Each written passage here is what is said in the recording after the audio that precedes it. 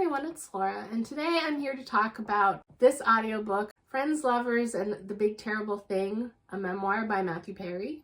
So I was interested in this book. I wasn't a huge Matthew Perry fan. I wasn't a huge fan of Friends, but that's how I knew him. I knew him from Friends. So I never followed Friends religiously. It was just one of those shows where if I was channel surfing and it was on TV, I would usually stop and watch the episode. So I don't think I ever actually watched an entire season through. I was familiar enough with the characters and certain plot lines, but never watched it through completely. But I did find it funny at the time. I haven't watched any episodes in years, so I don't know if it's something that holds up or I would still find funny or entertaining. But I do remember liking Matthew's character of Chandler Bing in the episodes that I did see. And then I know I saw him in the movies Fools Rush In with Salma Hayek and The Whole 9 Yards with Bruce Willis. I don't remember if I saw the sequel to that one, The Whole 10 Yards, or not. But I remember liking both Fools Rush In and The Whole 9 Yards. Again, I've only seen those once, I believe. So again, I don't know if I'd still like them or find them funny now. But that's basically my history with him. I did hear about his passing, and so that did make me curious to read the memoir and see what he had to say. And it was a very interesting read, because I knew he died of a drug overdose, and I knew that apparently he had had issues previously. But as was shown in this memoir, it is something he massively struggled with for basically his entire life. And the pure extent of his addiction was kind of staggering to listen to. He was both an alcoholic and addicted to pills and opioids, and seeing that he has, I believe he said his grandfather was also an alcoholic. And so seeing how he covered that and how his brain worked as someone who has never had that struggle, it was very sad to hear how his brain worked and that he knew it's something that he was struggling with basically every single day of his life. And the pure extent that his addiction went to, at one point in his book, he mentions how he was taking 55 Vicodin pills a day. And the extent that he had to work to get that amount of pills. He had all these different doctors on calls, and he was faking migraines just to get different prescriptions. And then when that wasn't enough, how he had different drug dealers to get him what he needed, and how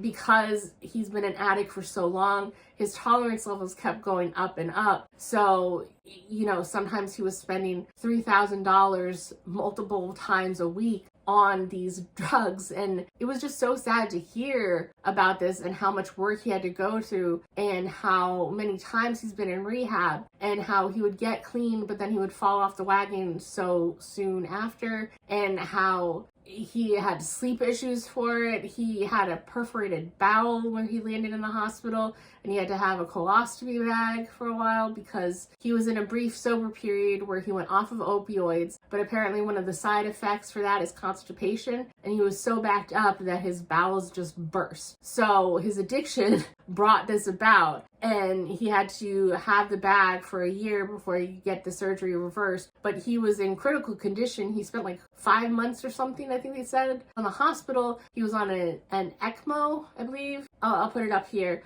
Machine where they said basically no one, if you're on that machine, no one comes off of it alive usually. And that the one that they put him on that same week, 4 other people had been on, and none of them had survived. And so he was kind of a medical anomaly. And it's a shame, because you hear how he went to meetings and how he was trying and the ups and downs, and that he was a sponsor for so many other people, and he was able to help other people so much, and that he kept asking a lot of the times to himself why, because he doesn't really go into religion specifically, but he talks about God a lot in this book, and he almost seems to have had sort of religious experience once or twice. One of them was in his kitchen where he just felt the presence of God, and he wondered why he was still here after all his years of struggle and all the rehab and everything, and he thought that it was honestly to help other people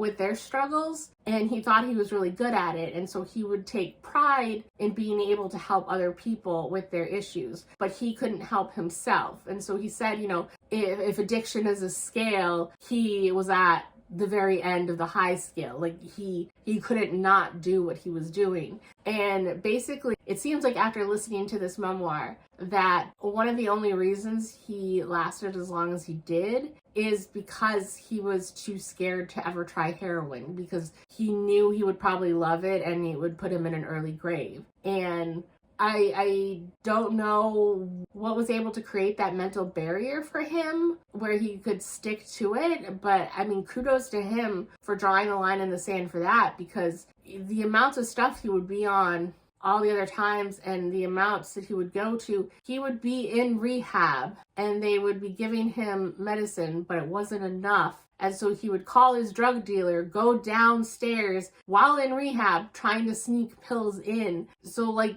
he had it bad, but still he wouldn't resort to searching a bigger, different high with heroin. And I can't imagine the mental gymnastics that a mind has to go through for that. But it just made this whole book very sad to hear about him being hopeful and looking back on it and marveling at how many times he overcame his challenges. And this book was first published, I believe, November 1st, 2022. And in less than a year, in October of 2023, he died of an overdose. So that put such a melancholy twist on all of this book when I was listening to it. But as someone, like I said, who has never struggled with having only one drink and who's never been interested in any hard drugs, it was very informative and very interesting being in the mind of a true addict. And then there was other struggles that he was going through that I was unaware of. I didn't even know that he had never had kids or been in a long-term romantic relationship, and how a lot of it stemmed from his parents and how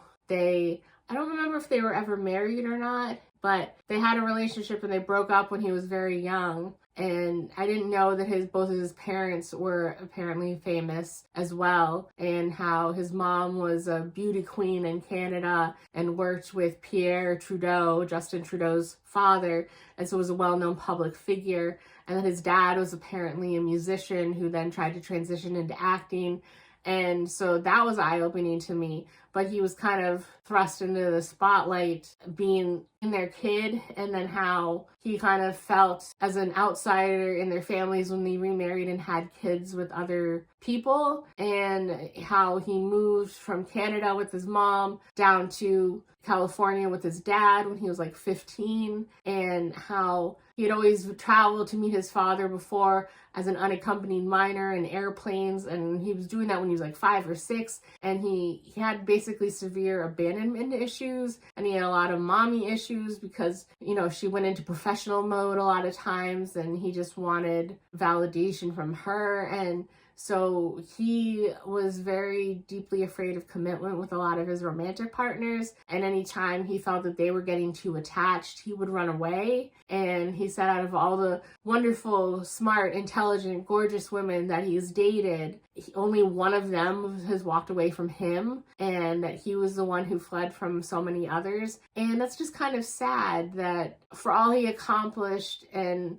all his talent, that he just had so many issues that he was afraid to be that close to someone else and be fully open, because that's one of the things, is that he was scared that by letting someone in, that they would see basically the depths of his trauma and his issues with his parents and his addictions, and he just couldn't let anyone in that far. And it was a very melancholy listen, and I am really glad that I did listen to it. I don't really like reading people's lives, but since I log things in Goodreads and Storygraph, I don't know if it will mess up if I don't rate it. So a 4, maybe. The only reason I would sometimes maybe give it a 4 is just because there were certain parts of the book that it felt slightly repetitive, where he would say the same thing at different times in the book, and it didn't fully seem intentional. And then he was just kind of hopscotching around, because at first it seemed like there was 2 timelines. There was the current timeline where he was in the hospital recovering from the bowel perforation,